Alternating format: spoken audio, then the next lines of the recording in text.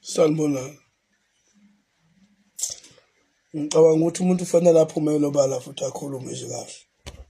Ngiyabona nje ukuthi abantu abaningi abayinaki lento engizoyisho kodwa iyiyo. Okokuqala, umkhonto wesizwe awudakelanga uzokhulula abantu base-South Africa ku-ANC.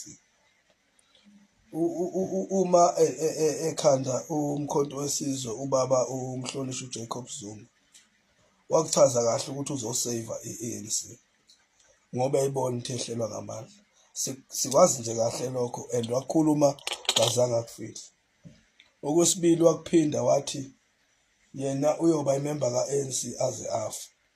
So msani kusifundekela nisitshela ukuthi ANC this, ANC that, ANC ngoba ANC MK ANC.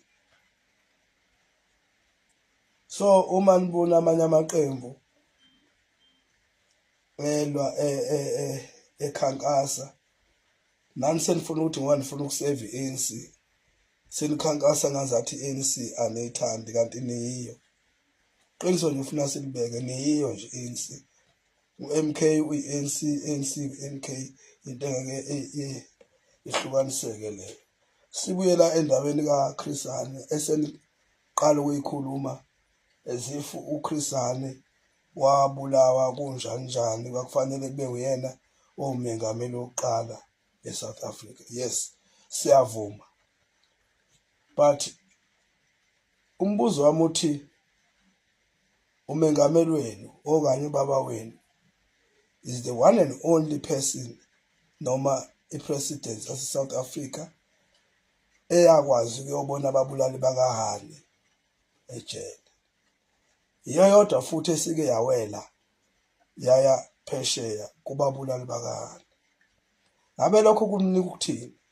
Akuniki yini ukuthi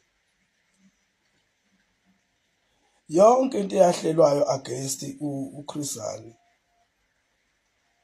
abaholi benu be-ANC babeyazi? Akuniki lokho?